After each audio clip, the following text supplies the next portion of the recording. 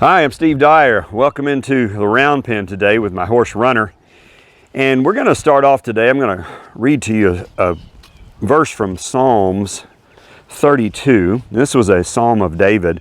Psalm 32 verse 9, it says, "Do not be like the horse or the mule, which have no understanding and must be controlled by bit and bridle, or they will not come to you."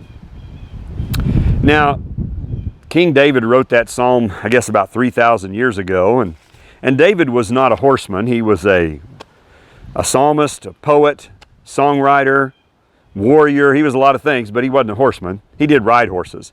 And so he was just, talking about something that he had observed, that they used bits and bridles even 3,000 years ago to control the horses and mules, and he thought that was probably necessary because those horses and mules didn't have much understanding of what was going on, which can be true in the beginning.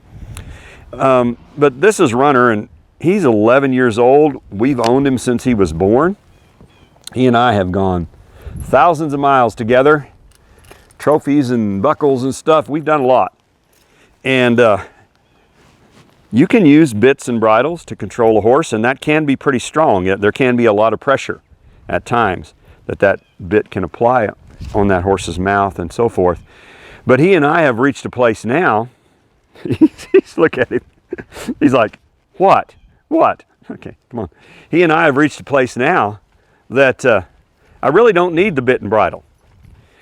And that's because we have developed such a close communication. We understand each other, but also more than that, there's trust.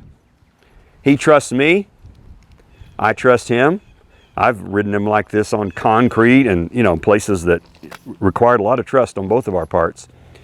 And so that combination of communication and trust has allowed me to not have to be harsh or rough or strong with him. So let me ask you about your relationship with your Creator.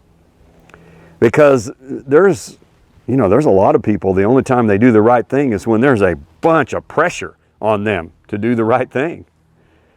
But you can reach a place in your relationship with God that the Lord doesn't have to be harsh with you. He can just whisper to you. He can just give you the slightest little cues that are just barely, almost unseen, like I just did for that horse, and asked him to back up. And then you can respond to that.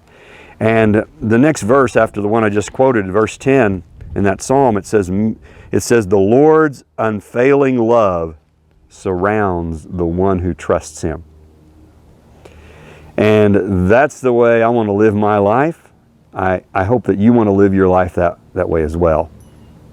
And if you're not sure how to get there, if you're not sure where to start, let me just make one simple suggestion. Think about your circle of acquaintances and who is the person that you know that you think has the closest relationship with God. Why not go and ask that person to give you some help along the way? I think that'll help you.